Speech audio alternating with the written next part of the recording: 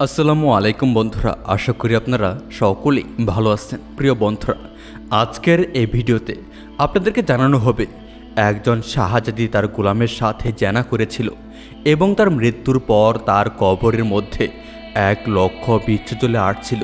তারপর বাদশাহ সেই গোলামের সাথে এমন কিছু করেছিল যা দেখে মহলের সবাই অবাক হয়ে গিয়েছিল।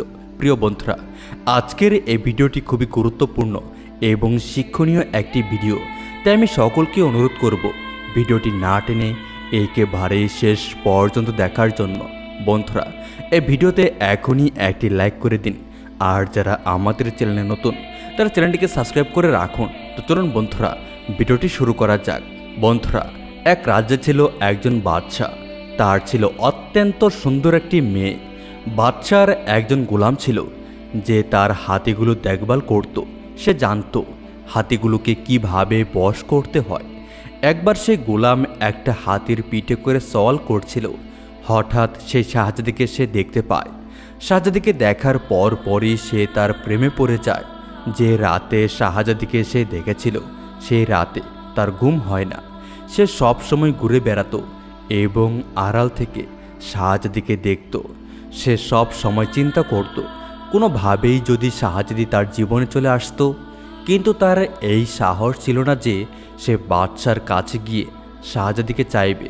তবে এমনও হতে পারে যে শাহজাদি নিজে তাকে পছন্দ করলে বাদশার কাছে গিয়ে তাকে বিয়ের জন্য সুপারিশ করতে পারে।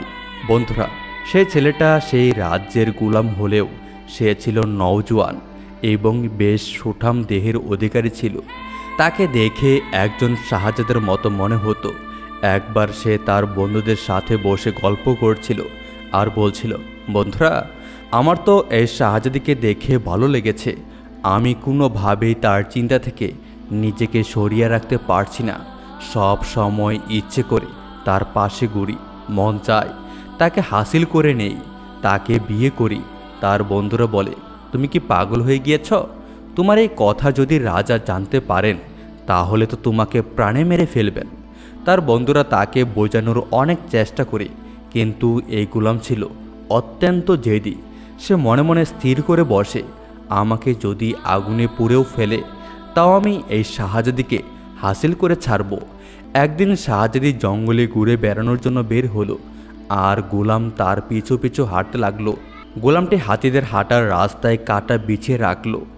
একবার কাঁটা না ফুটলেও তো অন্যবার কাঁটা ফুটবে। তারপরে পরিকল্পনা অনুযায়ী একটা হাতির পায়ে কাঁটা বেঁধে গেল। শাহজাদি হাতির পিঠে চড়ে জঙ্গলের সৌন্দর্য উপভোগ করছিল। এমন সময় হাতিটি চিৎকার করে উঠল। শাহজাদির আশেপাশে তার কোনো নিজস্ব গোলাম ছিল না যার কাছ থেকে সে সাহায্য পাবে। সেই শয়তান গোলাম সেখানে ছুটে এলো। সে জানত হাতিটিকে কিভাবে কাবু করতে হবে। শাহজাদি হাতি নিয়ে বেশ পেরেশান হয়ে গিয়েছিল, তাই সেই গোলাম হাতিটিকে কাবু করে ফেলল। শাহজাদি এত খুশি হয়ে গেল যে সে হাতির পিঠ থেকে নিচে নেমে এলো। সে এর আগে কখনো গোলামকে দেখেনি তার মহলে কাজ করতে। সে প্রথমবারের মতো গোলামটিকে দেখেছে, তাই সে তাকে রাজকুমার ভেবে ভুল করে বসে। সে তার সৌন্দর্যে মুগ্ধ হয়। সে ভাবছিল সে একজন শাহজাদা, কিন্তু সে তো কোনো শাহজাদা নয়, বরং সে ছিল তারই রাজ্যের গোলাম। শাহজাদি তার প্রেমে পাগল হয়ে যায়।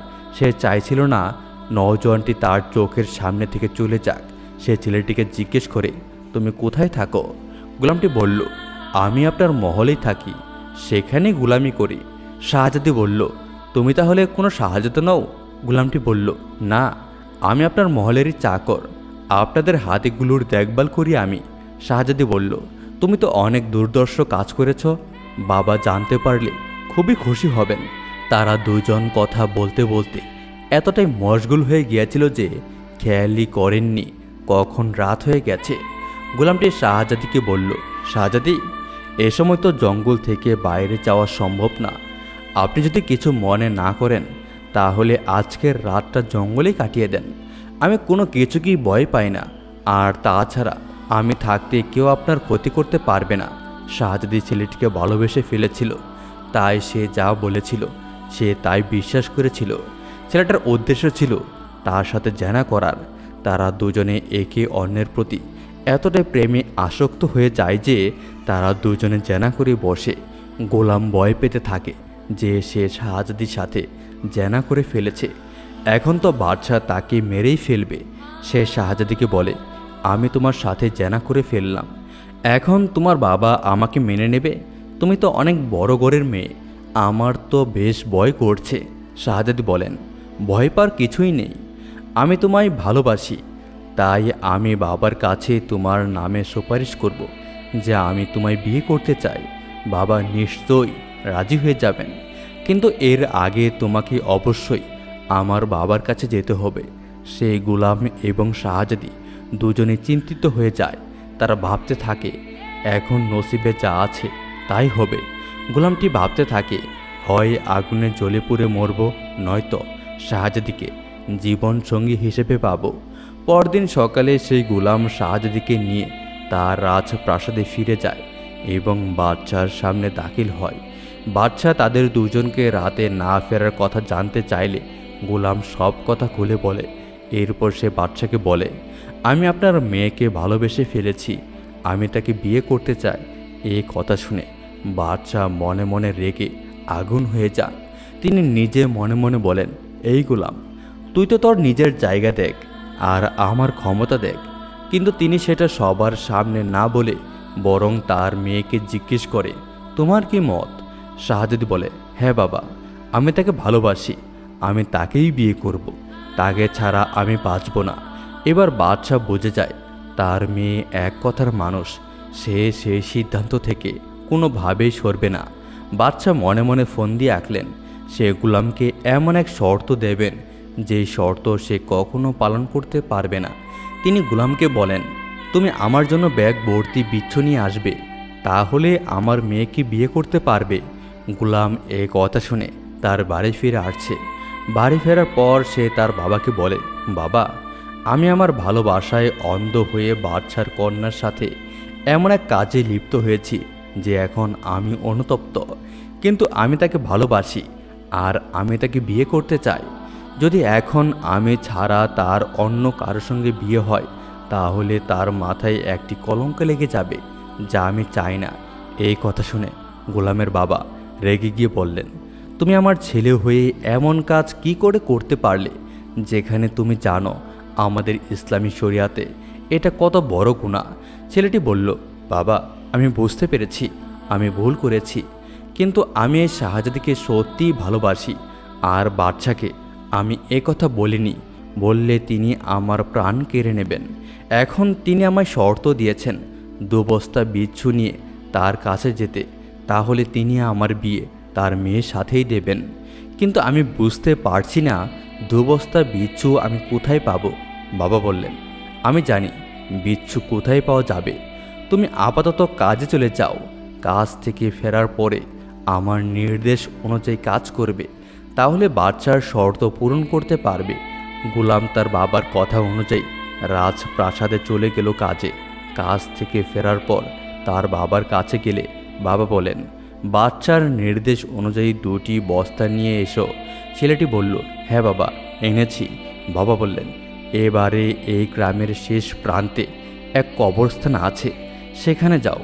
সেখানে অনেক পুরনো একটি কবর আছে, দেখবে কবরের মাটি বেশ উঁচু। সেই কবর খুঁড়লে তুমি এই 2 বস্তা অনায়াসে ভরে ফেলতে পারবে বিচ্ছু দিয়ে। ছেলেটি তার বাবার কথা মতো সেই কবরস্থানে গেল। তার বেশ ভয় করছিল। এরপর সে কবরটি খুঁজে বের করে তার মাটি খুঁড়ল এবং দেখল সেখানে বেশ কিছু বিচ্ছু কিলবিল করছে। সে চিন্তা করল, না জানি এই লোক পৃথিবীতে কী এমন কাজ করেছে যার জন্য আযাব হিসেবে তার কবরে এত বিচ্ছু কিলবিল করছে। সে বস্তা 2টি বিচ্ছু দিয়ে ভরিয়ে নিয়ে বাদশার কাছে চলে গেল। বাদশাহ পুরো অবাক হয়ে গেলেন। তার শর্ত পূরণ হওয়া দেখে তিনি ছেলেটিকে বললেন, তুমি এতগুলো বিচ্ছু কোথায় পেয়েছ, যেখানে পুরো শহরে একটা বিচ্ছু খুঁজে পাওয়া যায় না? ছেলেটি বলল, আমার বাবা আমাকে একটা কবরের কথা বলেছিলেন, সেখান থেকেই আমি এই বিচ্ছুগুলো পেয়েছি। এই কথা শুনে বাদশাহ বললেন, ঠিক আছে, তোমার বাবাকে তুমি এখানে নিয়ে আসো, এরপর না হয় তার মুখ থেকে আমরা শুনব তিনি কেন এই কবরের কথা তোমাকে বলেছেন। বাদশার কথা শুনে মনে হচ্ছিল তিনি ওই কবরের ব্যাপারে জানতেন, কিন্তু তিনি চাইছিলেন ছেলেটি তার বাবার মুখ থেকেই এই কবরের আসল রহস্য জানতে পারুক। ছেলেটি কিছুক্ষণ পর তার বাবাকে নিয়ে এলো। তার বাবা আসতেই বাদশা তাকে বললেন, আপনি আপনার ছেলেকে ওই বিচ্ছুগুলো কেন নিতে বলেছেন? শুধুমাত্র আমার শর্ত পূরণের জন্য, নাকি আপনার ছেলে যে ভুল করেছে সেই শিক্ষা দেওয়ার জন্য? বাবা বললেন, আমি আমার ছেলেকে শিক্ষা দেওয়ার জন্যই ওই কবরের সন্ধান দিয়েছি। ছেলেটা তার বাবার কথা কিছুতেই বুঝতে পারল না। বাদশা তখন ছেলেটিকে বললেন, ঠিক আছে, আপনি তাহলে এখন জনসম্মুখে এ কথা সজোরে বলবেন, যেন আমার মেয়ে নিজেও শুনতে পায়, বুঝতে পারে যে সে এবং আপনার ছেলে মিলে কী গুনাহ করেছে এবং এর শাস্তি কতটা ভয়ানক। লোকটি তার ছেলের দিকে তাকিয়ে বলল, বাবা, তুমি আর শাহজাদি মিলে যে কাজটা করেছ সেটি হলো জেনা। আমি এবং বাদশা দুজনে বুঝতে পেরেছি আমি তোমাকে যে লোকটির কবরে পাঠিয়েছি সে ছিল একজন জেনাকারী, যে তার জীবন দশায় একের পর এক মেয়ের সাথে রাত কাটিয়েছে, পতিতালয়ে গিয়েছে। যখন সে মারা গেল সে রাতেও সে জেনায় লিপ্ত ছিল। তার মৃত্যুর পর তাকে কবর দেওয়া হলে সেখানে সাথে সাথে এই বিচ্ছুগুলো সৃষ্টি হয়। আর তার কবরে এত বেশি বিচ্ছু আছে যে তুমি শুধু 2 বস্তা কেন, তুমি যদি 100 বস্তা নিয়ে যেতে তাহলে সেগুলো ভরে যেত। শিরিকের পরে জেনা হলো দ্বিতীয় কবিরা গুনাহ, যা আল্লাহ তাআলার সবচেয়ে অপছন্দনীয়। এ কথা শুনে সেই গোলাম এবং শাহজাদি দুজনেই কেঁদে দিল। শাহজাদি মনে মনে ভাবল, সে মারা গেলে তার কবরে এরকম লক্ষ লক্ষ বিচ্ছু এসে জড়ো হবে।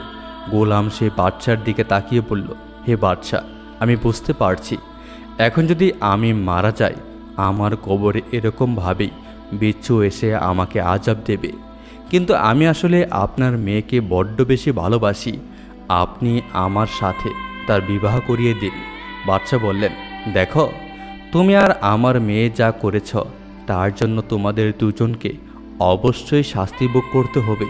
এই বলে বাদশা আর রাজ্যের পেয়াদাকে নির্দেশ দিলেন জনসম্মুখে তার মেয়ে এবং সে গোলামকে 100 বেত্রাঘাত করার। তারা দুজনে সেই শাস্তি ভোগ করল।